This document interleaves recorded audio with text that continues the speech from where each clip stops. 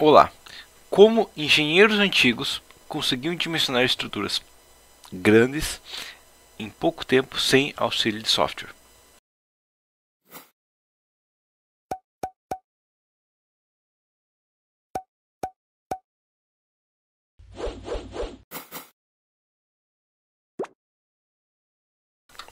Para demonstrar como que isso é feito na prática, eu vou dar uma analisada baseada nessa planta aqui. Isso aqui é uma planta do site teoalida.com, um site muito bom que tem vários arquitetônicos.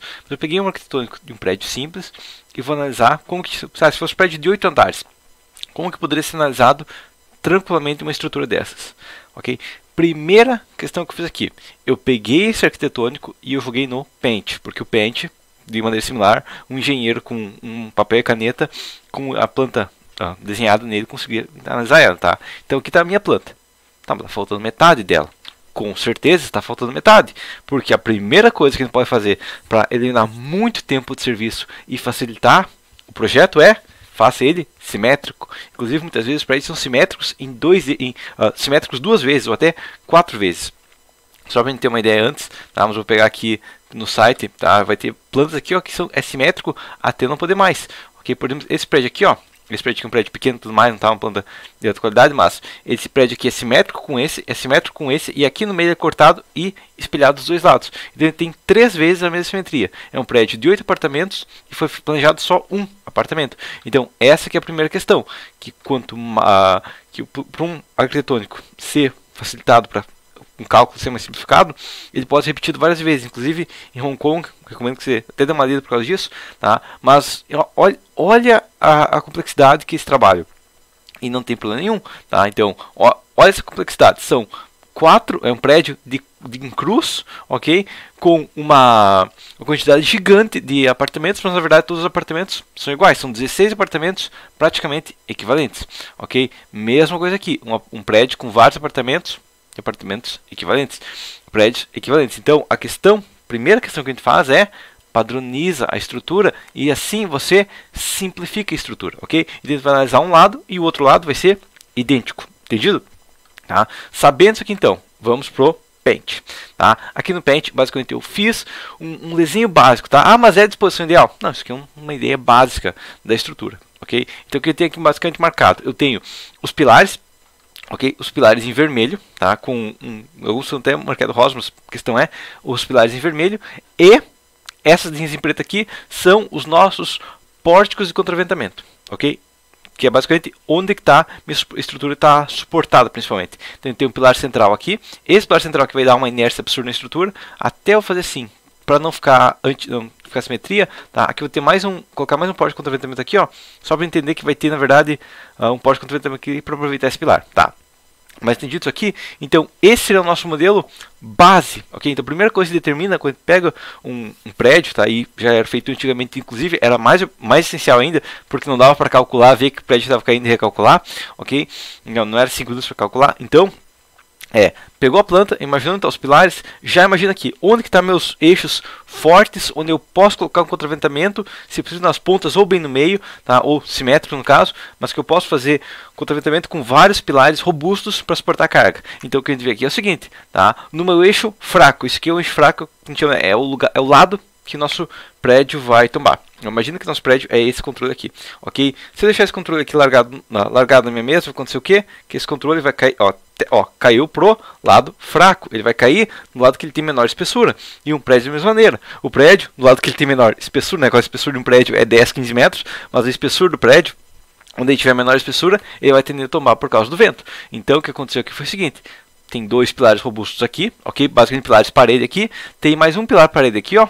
Tá? Dentro da caixa do elevador, tecnicamente poderia ter até mais um pilar parede aqui, dependendo do caso, tá? Não foi, claro, aqui foi uma coisa que eu desenhei em 5 minutos, mas só para a gente ter uma ideia de como poderia ser feito, tá? Poderia até ser feito um pilar parede de fora a fora aqui, ó, para dar uma inércia muito alta no sentido que tem o vento, porque depois, quando for calcular o vento, a gente vai ter que analisar isso, entendido? Bom, sabendo isso aqui então, nós temos esse prédio aqui como base. O que a gente vai fazer primeiro? A primeira coisa que a gente vai fazer é eliminar tudo que não precisa ser calculado. Peraí, eu tenho que calcular a estrutura, meu Deus do céu? Como é que eu vai falando não tem, como que não? Vamos lá. primeira questão que eu vou fazer aqui é o seguinte, calculadora aqui, vamos lá. Peguei a calculadora, até calcular de novo, tá? Mas vamos pensar na seguinte situação. Vamos imaginar que esse prédio vai ter uma laje maciça de 10 centímetros, ok? Uma laje maciça de 10 centímetros é uma laje perfeitamente normal para um prédio, ok? Ah, meu Deus do céu, que absurdo, vi um prédio com... Não, é normal um prédio com uma laje maciça de 10 centímetros. Sabendo isso aqui, então, claro, com vigas, né? Uma laje maciça com vigas, não uma laje plana de 10 centímetros. Ok, uma laje maciça com vigas de 10 centímetros. Qual que é a primeira coisa que eu vou calcular? Bom, vou calcular qual que é o meu momento fletor... Qual que é o meu momento fletor resistido por uma laje de 10 centímetros. Tá? Posso não saber exato, mas posso ter uma estimativa. Como que eu sei isso? Bom, qual que é a armadura mínima que eu vou colocar nessa laje? Ah, vou colocar pelo menos 0,15%, então pelo menos 1,5 centímetros quadrados, pelo menos uma barra de 6,3 cada 20. Isso está na NBR-18. Ok, então eu vou trabalhar com pelo menos aí uma barra de 6,3 cada 20 na laje, vou ter que colocar. Sabendo isso, então, vamos lá, 6,3, eu vou fazer assim, 6,3 vezes 6,3, né, vezes π sobre 400, dividido por 0,20, eu estou com uma área de aço de 1,56, né? 1,5, ok? Estimando que da área tracionada da minha laje até a área comprimida, eu vou ter 7 centímetros, tá? Eu tenho que essa laje vai resistir, multiplicado por 5, dividido por 1,15, né? Multiplicado pela resistência do aço, dividido pelo coeficiente de segurança. Eu vou ter o quê? Que essa laje vai resistir um momento fletor de 0,474. Dividimos isso aqui pelo nosso coeficiente de segurança do cálculo em si, que é 1.4, talvez seja 1.5, 1.6 antes, mas nesse caso é 1.4, conforme a NBR 61 18 desde 2003, e até talvez antes. Ok, então ele tem um momento fletor resistido de laje de 0.338. Tá? Por que isso é importante? Bom, vamos imaginar que a carga nessa laje é em torno de 0,6 tonelada força por metro quadrado, ok? E nosso P ao quadrado para uma laje biapoiada nos dois eixos vamos pensar em torno de 24, né? Pode ser menos até se ela for engastada e tudo mais. Vamos estimar em 24, ok? Isso vai me dar o quê? Isso vai me dar, e daí eu pego isso aqui e elevo na 0,5, isso me dá uma informação por que todo esse cálculo? Peraí, foi um cálculo enorme que a gente fez, tá? Basicamente o que eu calculei aqui foi o seguinte, calculei a minha área de aço, calculei quanto que minha área de aço resiste esse momento, tá?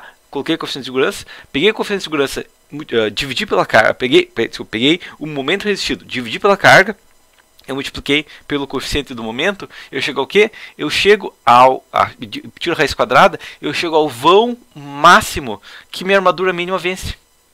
E isso é muito importante, porque minha armadura mínima vence isso, eu não preciso me preocupar, a armadura mínima vence isso. Então a primeira coisa que a gente vai fazer aqui é o seguinte, pegar o bloco de notas aqui rapidamente, tá? E vamos digitar aqui, ó, momento, vão vencido bidirecional é de 3,68 metros, ok? Então qualquer laje quadrada é 3,68, é a armadura mínima, eu não preciso me preocupar. Ok? Vamos fazer uma coisa aqui em vez disso, tá? Eu vou levar ao quadrado isso aqui novamente, tá? Multiplicar pelos 24 e dividir por 12 agora, tá? Desculpa, multiplicar por... eu vou ter que multiplicar por 12, eu vou ter que multiplicar por 12 e dividir por... Eu tinha multiplicado por 24, eu vou dividir por 24 agora, vai me dar um outro valor, quando eu tiro 0,5, vai me dar um outro vão, que é o quê? Que é o vão vencido unidirecional. Ok? Então, como é laje unidirecional, eu venço voando 2,60. Ou seja, se eu tenho uma laje que é um corredor de 2,60, eu não preciso me preocupar. Eu venço com a armadura mínima. Tá? Então, vou dar uma olhada aqui. Ó. Pegar aqui, desenhar, sei lá, puxar uma linha assim em branco. Ó. Todas as lajes que eu marcar agora, eu não preciso mais calcular. Elas estão calculadas já. Então, esse corredor aqui, ó. Esse branco não ficou bom. Vamos fazer assim, vou calcular ele em azul, claro. Tá aqui, ó. Esse vão aqui, ó. Eu não preciso calcular, eu sei que resiste. Esse também, esse banheiro aqui também. O banheiro não ficou bom em azul, vou tentar que está em verde aqui, ó. Tá? Esse banheiro aqui eu não preciso calcular. Esse banheiro aqui eu não preciso calcular. Esse closet aqui eu não preciso calcular, ok? Essa sacada é 1,5 m, tá? Até a sacada não cheguei a calcular, mas basicamente eu vou pegar isso aqui novamente e levar ao quadrado. Que a sacada negativa, a gente calcula sempre, tá? Imagina que eu tenho uma viga quebrando esse vão aqui no meio, tá? Esse vão aqui eu não preciso calcular, esse vão aqui eu não preciso calcular, ok? Esse vão aqui eu não preciso calcular, esse vão aqui, ó, tem uma viga nesse eixo aqui que ela vai ajudar a suportar o pilar, então eu não preciso calcular isso aqui, tá? Esse aqui eu não preciso calcular, esse aqui eu não preciso calcular, e esse aqui que é um balancinho, mas é um balancinho pequeno, até vou deixar para calcular, tá? Então esse aqui eu preciso calcular. Então aconteceu o quê? Que eu vou precisar calcular. Não preciso calcular o closet, não preciso calcular o banheiro, não preciso calcular corredor, não preciso calcular a cozinha, não preciso calcular lavanderia. Ok? Então, simplificou muito do cálculo. Por quê? Porque tudo isso eu sei que vence com a minha armadura mínima. Ok? tudo isso, a minha armadura mínima vence. Eu não preciso calcular. Eu já sei que vence, não preciso calcular, porque imagina a seguinte situação, que você tem, sei lá, você tem 50 reais na carteira, ok? E aí você pensa, estou pensando em tomar um sorvete. Você olha para o preço do sorvete antes de ver se você consegue ou não comprar esse sorvete? Não, se você quer comprar sorvete, um sorvete não vai custar 50 reais, então você vai lá e compra o sorvete, pronto. Essa que é a questão. Então, se a sua armadura mínima vence, para que você vai calcular ela? Ela vence, é certo que ela vence, porque o vão é menor do que o mínimo, entendido? Aí, inclusive, só olhar, voltando para a planta aqui, esse quarto aqui ele tem 3,10 metros. Então, esse quarto aqui a gente também mata, tá? Esse quarto aqui a gente também mata, ok? E esse quarto aqui, ele tem um vão de 3 metros, tá? Ele pode ser um pouco mais retangular, mas se você esse 2,60 vence no direcional, provavelmente esse aqui, na verdade, provavelmente esse quarto aqui também vai ser vencido, pode matar direto, tá? Posso até calcular para conferir, mas provavelmente ele vai matar direto. Então o que vai sobrar aqui é o seguinte, eu vou ter um quarto, a sala e a sacada. Tudo o resto já passa com a armadura mínima, o que é uma vantagem gigante nesse cálculo, ok? Dependendo do caso, a gente podia até calcular PL quadrado sobre 16, considerando certa redistribuição, se a peça for contínua e tudo mais. Mato muito da estrutura aqui, direto só com isso. Entendido? Essa é a primeira questão. Então, eu preciso calcular todas as lajes. Não, você não precisa. Você precisa calcular as lajes com vão maior que o mínimo. Entendido? Se fosse uma laje treliçada também, eu vou colocar pelo menos a treliça com duas bases 4.2 e vou pedir sempre no mínimo uma base 6.3 adicional. Pronto, já mata um certo vão com isso. Ok? Agora, próxima situação. Vamos calcular as vigas agora, tá? Então a gente sabe que a nossa carga estimada aqui, ó, a gente tinha calculado ali uma carga estimada, claro, isso aqui é estimado, eu podia calcular mais preciso aqui, né? Vamos imaginar que eu peguei aqui 0. Cadê meu cálculo aqui? 0.6. Imaginando que você está a 250 kg da laje, mais uns 150 kg de sobrecarga, mais uns 100 kg de carga permanente, colocamos 50 kg de folga por algum motivo, chega em quase 600, então está dentro da estimativa. Talvez um pouquinho maior, mas aqui é uma estimativa básica. Tá? Próxima situação agora, sabendo que é uma carga em torno de 0.6, tá? Vamos pensar que seja 0.6, tá? Com alguma viga secundária e tudo mais. Ok? Outra questão que eu tenho aqui é o seguinte, ao invés de calcular a carga, vamos pensar minha viga. Digamos que eu trabalho com uma viga com 40 de altura. Okay, uma viga de 40 de altura também é uma coisa perfeitamente normal numa laje. Tá? Uma viga de 40 de altura com duas barras de 10. Seguindo a regra da regra dos 40 centímetros, que é uma regra para dimensionamento, eu posso até calcular ela aqui de novo, para ter certeza. Vai dar em torno de 1.6 toneladas-força-metro. Vamos lá. 10 vezes 10 vezes π sobre 400. Vou colocar em todas as vigas pelo menos duas barras de 10, digamos. Tá? A armadura contínua base, duas barras de 10. Dá uma área de aço de 1.57. Vamos imaginar que o meu D efetivo descontando a área de compressão vai dar em torno de 35 centímetros. Ok? Pode colocar 33 centímetros, vou imaginar, não vai dar tanto porque eu tenho um comprimento maior, uma coisa assim. Um concreto baixo que antigamente. Tá? Multiplicado por 5, dividido por 1,15. Vai dar um momento do fator resistido, dividido por 1,4, vai dar um momento do fator resistido, que eu falei, 1,6. Ok? Então, a nossa viga, qualquer viga que tenha um momento fletor de até 1.6, eu não preciso calcular. É mínimo, eu não preciso calcular. Ok? Então essa é a segunda questão. O que der de armadura abaixo disso, eu não preciso calcular. Qualquer viga com vão menor do que gere um momento menor que esse, eu não preciso calcular. Bom, vamos imaginar que a gente vai trabalhar com um momento fator, todas as vigas redistribuídas. Ok? Então vamos pensar a seguinte situação: 1.6 toneladas-força-metro, já com coeficiente de segurança. Eu vou multiplicar isso aqui, primeiro uma viga biapoiada, multiplicar por 8, dividido por uma carga. Vamos imaginar que eu tenha um vão médio das vigas, né? Então o maior vão que eu tenho aqui é 4,5 metros. Tá? Vou colocar uma média aí de 4 metros. Ok? Porque se tem um 4,5 metros aqui, na verdade do outro lado é menor. Tá? A maior viga realmente é, na verdade, 3,5 metros, né? Porque esse 3,5 metros do quarto e tudo mais, né? Essa viga aqui tem uma carga maior, menor do outro lado. Vou imaginar que seja 3,5 metros, dividido por 0,6 vezes 3,5 metros. Tá? E vamos tirar a raiz quadrada. Ok? Então, essa viga aqui eu levo na 0,5, eu tenho o quê? Que uma viga de até, uma viga biapoiada de até 2,47 m passa com a taxa de aço mínima.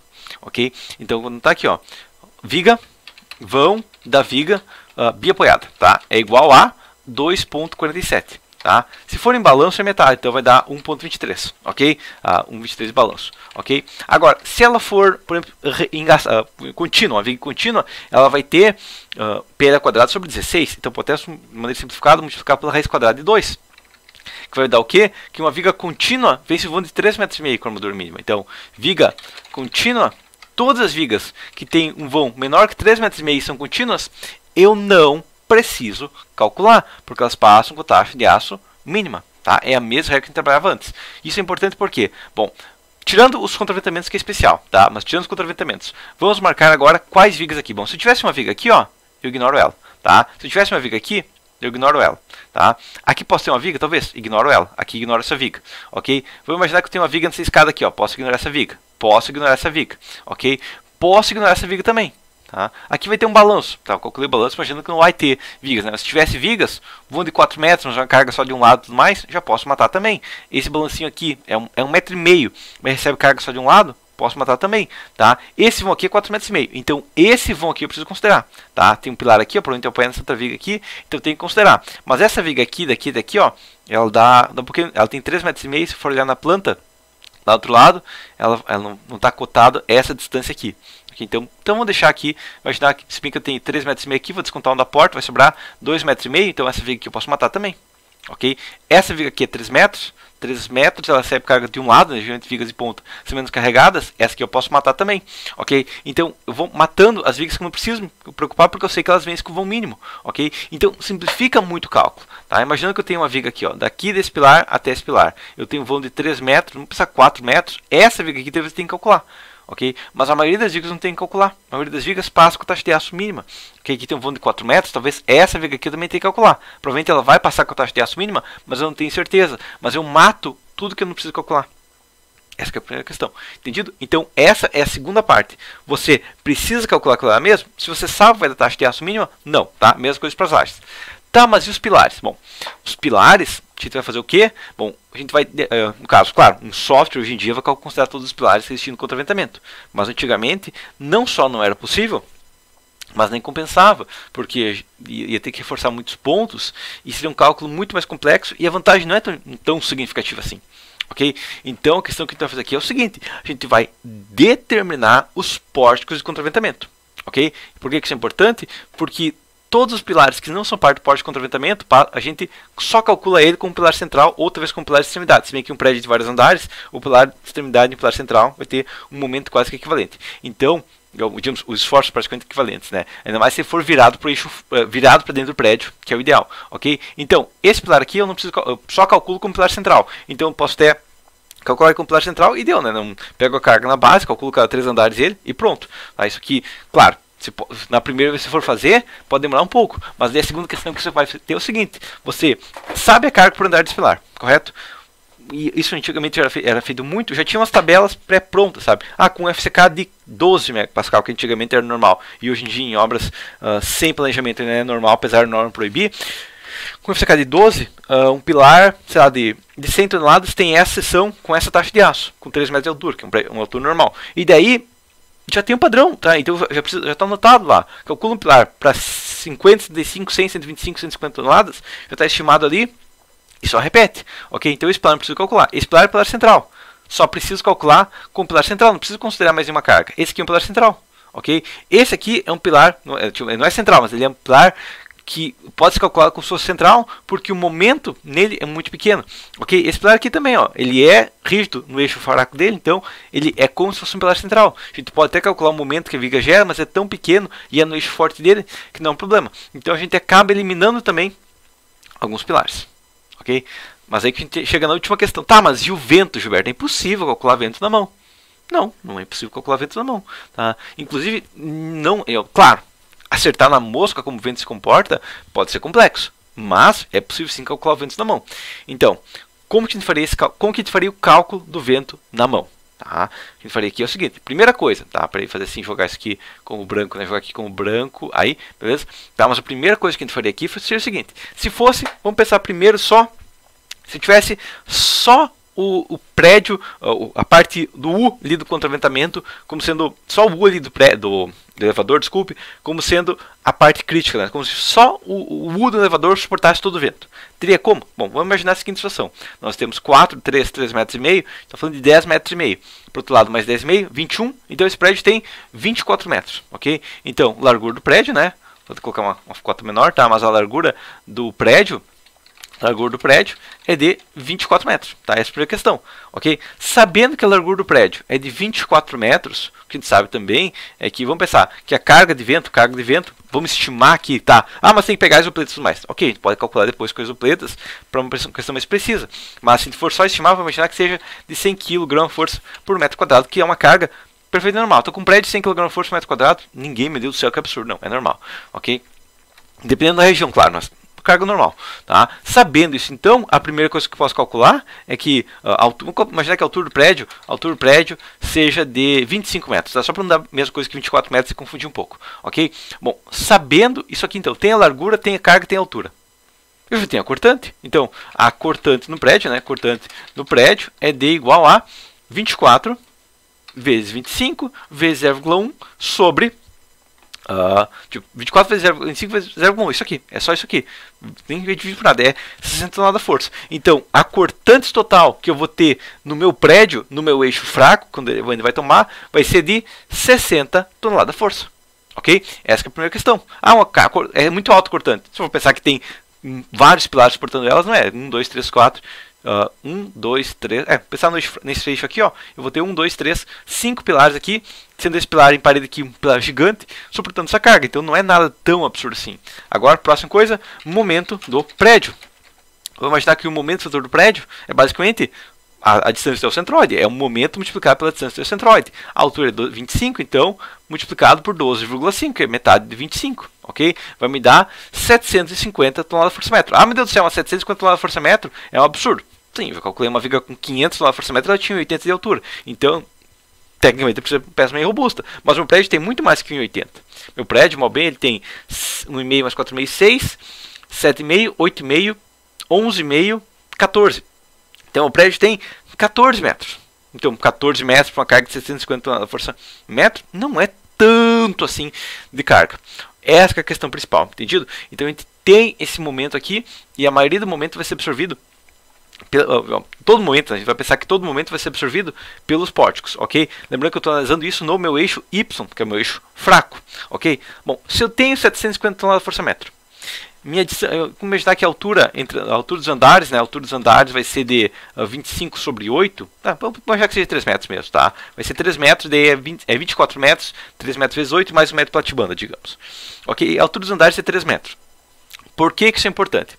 Bom, porque a questão que eu tenho aqui é o seguinte: a minha carga não vai ser distribuída entre pilares? Vai, então eu vou ter uma cortante que vai ser distribuída entre vários pilares, correto? Com certeza vou ter uma cortante que vai ser distribuída entre vários pilares, que são esses pilares aqui, ó. Então vamos imaginar que eu tenho esse pilar robusto aqui, tenho esse pilar robusto aqui, tenho esse pilar aqui, vamos pensar o pilar parede vai contar como 2 pilares, e esses dois juntos aqui contam com mais um, tá? Porque eles são um pouco mais fracos, tá? Então vou começar 2 pilares aqui, 4, vamos imaginar que seja como se fosse 6 pilares. Claro, a gente pode calcular a inércia efetiva de cada pilar para chegar no valor mais preciso, mas é só entender o conceito aqui. Então vamos imaginar que a cortante dividida, né? Dividida em 6 pilares. Então em 6 partes, em 6 partes, ok? Então eu vou ter a cortante dividida em 6 partes. E vou analisar um pilar, os outros vão ser a mesma coisa, praticamente. Pode ser um pouquinho diferente, mas vai ser o mesmo princípio.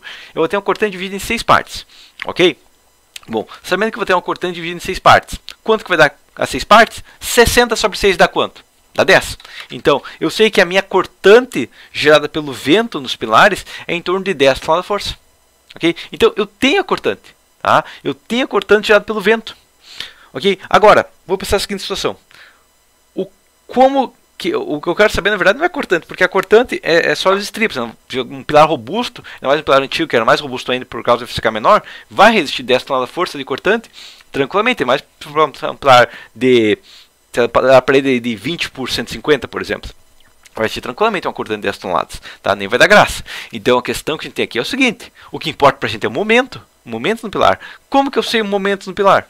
O momento no pilar é muito fácil calcular. O momento no pilar é igual a carga. O que é o momento? É força vezes distância. Então é 10 toneladas de força multiplicado por 3 metros de altura entre os andares. Porque a cada 3 metros eu pego meu momento e redistribuo entre o pórtico inteiro. Ok? Essa é a questão. Então, claro, e como eu vou ter metade do meu setor no topo do pilar e metade na base, eu divido por 2. Então, os meus pilares para resistir esse momento, vão ter que ser pilares com uma carga adicional de 10 toneladas de força e um momento adicional de 15 toneladas de força metro. Tá? E a carga adicional, porque quando pensar assim, eu tenho um prédio aqui, tá? Vamos pensar, ó, pegar controle aqui, tá? Vou pegar esse controle aqui. Eu tenho uma carga aplicada aqui, ó, vai acontecer o quê? Imagina que ele está suportado na base aqui, ó.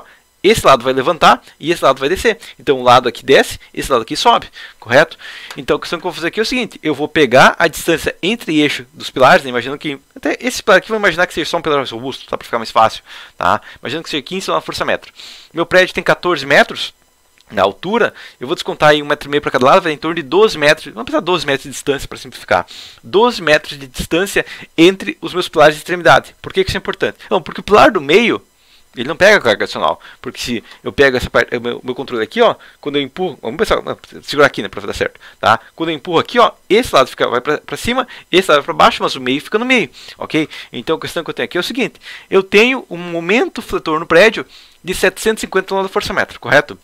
Então, 750, ok, que beleza, 750 dividido pela distância entre os portos, que eu imaginar que seja 12,5 metros, eu tenho uma carga adicional gerada nos pilares de 60 toneladas de força. Como eu tenho dois pilares aqui na parte de cima e dois pilares aqui na parte de baixo, eu divido por 2, ok? Então, cada carga adicional, então carga adicional de vento é de 30 toneladas de força.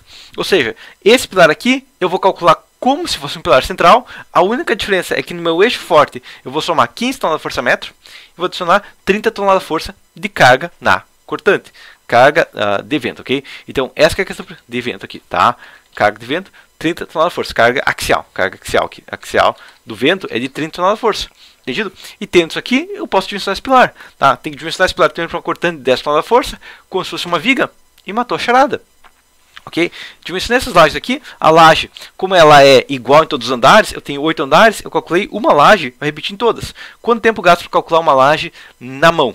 Vamos imaginar uma hora, tá? Uma hora você consegue calcular, digamos, essa laje aqui, essa laje aqui, essa laje aqui e essa laje aqui, 4 lajes. Se você tem experiência, em uma hora você calcula as 4 lajes tranquilamente. É só calcular o vão você já sabe.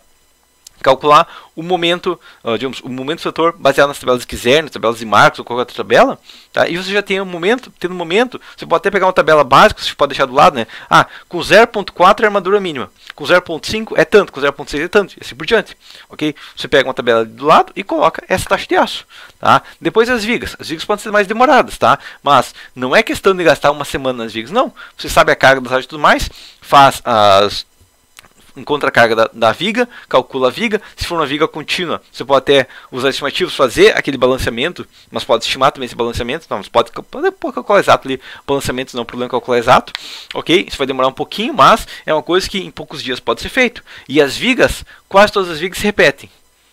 Como quase todas, não é todas? Não, tá? Por que eu marquei as vigas como contraventamento? Bom, a gente não calculou esse momento aqui, ó, de 15 toneladas de força metro? Pois é, e que tem que lembrar, ok? Que é o quê? Que se, isso, claro, né, imaginando que eu vou ter só, digamos, todo momento o fator vai ser distribuído em todos os andares. Na prática, provavelmente não vai ser, tá? Dependendo do caso, eu posso até colocar, imaginar que meu pilar vai ser travado a cada 2, 3, 4 andares, ok?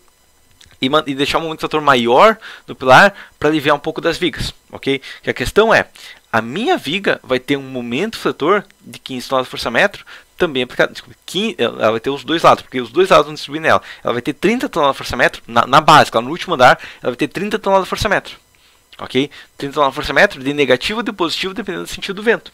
Ok? Mas claro, na prática, o que você vai pensar, a gente pode calcular isso aqui para 3, 4, 5, 6 andares e aí aliviar um pouco dessa viga. Okay? Ou a gente pode colocar mais pórticos de contraventamento e aliviar um pouco dessa viga. Tá? Isso são efeitos que a gente pode usar para otimizar. Tá? Mas o cálculo inicial, a gente calcula essa viga aí, pode ser, digamos, vai ter 3 vigas. Vamos pensar, eu vou ter uma viga aqui, na verdade, essa viga aqui vai correr de fora a fora e ela é muito mais longa, ela tem 24 metros, então a carga vai ser menor ainda nela. Tá? Vai ser distribuído em mais pilares, então vai ser menor ainda. Agora, vamos pensar essa viga aqui, ó, vou ter 2 vigas robustas travando o prédio, ok? Digamos, cada andar, e essa viga, cada 3 andares eu posso calcular ela e ir reduzindo, ok? Então eu posso fazer nos primeiros 3 andares uma viga com dimensionada por uma média, né? Porque na verdade pode redistribuir pela média, ok? Posso estimar que isso fica com mais andares, mas redistribuir pela média, com 27 toneladas por força metro, 20 toneladas por força metro, coisa assim, depois para 15, depois para 10 toneladas por força metro lá em cima, coisa assim, claro, estimado, né? Pode calcular isso aqui exato, tá? Mas essa é a questão principal. pode ser calculado sem dificuldade. Hoje em dia os softwares fazem isso aqui de mais complexo? Sim, eles calculam coisas mais complexas. Eles consideram todos os pilares ajudando um pouquinho no contraventamento. Eles consideram os efeitos adicionais. Tá? Mas com esse planejamento aqui, é questão de que o principal problema no dimensionamento de um prédio sempre foi ter uma concepção adequada e detalhar ele. Okay?